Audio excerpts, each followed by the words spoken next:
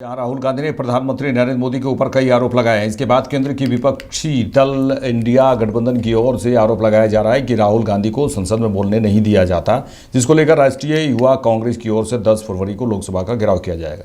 भारतीय युवा के राष्ट्रीय कांग्रेस के राष्ट्रीय प्रभारी मनीष शर्मा ने कहा है कि 10 फरवरी को युवा कांग्रेस लोकसभा का घेराव करेंगे।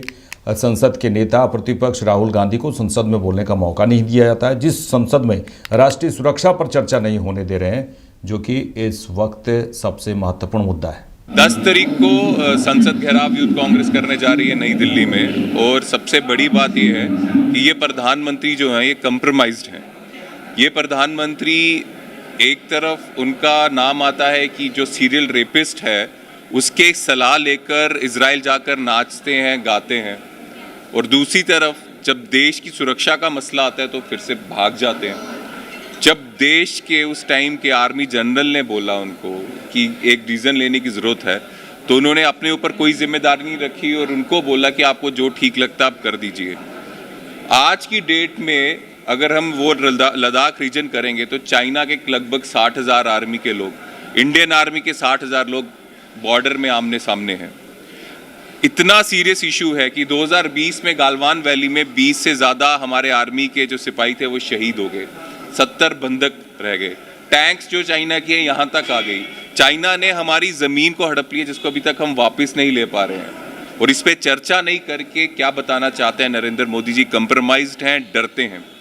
ऐसा ही जब ये बोलते हैं कि 1962 में हुआ था, जवाहरलाल नेहरू जी थे, तो मैं बताना चाहता हूं कि अटल बिहारी वाजपेयी जी जब राज्यसभा सांसद थे, 3 और मेंबर पार्लियामेंट के साथ डेलीगेशन में नेहरू जी से मिले और कहते हमें डिस्कशन चाहिए पार्लियामेंट में, तो नेहरू जी माने और डिस्कशन हुई इंडिया चाइना वार पे पार्लियामेंट में। 150 से ज़्यादा एमपीज ने बात की।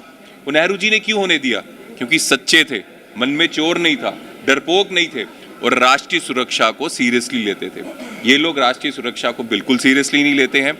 जब राहुल जी भी कल बोल रहे थे पार्लियामेंट में, तो स्पीकर ओम बिरला जो सबसे ज़्यादा दुश्मनी, सबसे ज़्यादा धोखा अपने पोस्ट के साथ कर रहे हैं, स्पीकर एक न्यूट्रल होता है, जो ओम बिरला जो है बिल्कुल उसके विपरीत चल रहे हैं, उन्होंने राहुल जी को ये बोला कि कम से कम आप ये जो है इस पर नहीं बात कर सकते।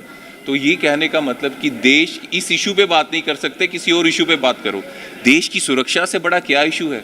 अगर बीजेपी देश की सुरक्षा के इशू पर ही बात नहीं करना चाहती तो इनको शर्म आनी चाहिए। भारत माता की रक्षा के बारे में चर्चा करना कि भारत माता की रक्षा किस तरह से हम और बेहतर करें, अगर उसमें चर्चा करने से बीजेपी को डर लगता है तो ये किस तरह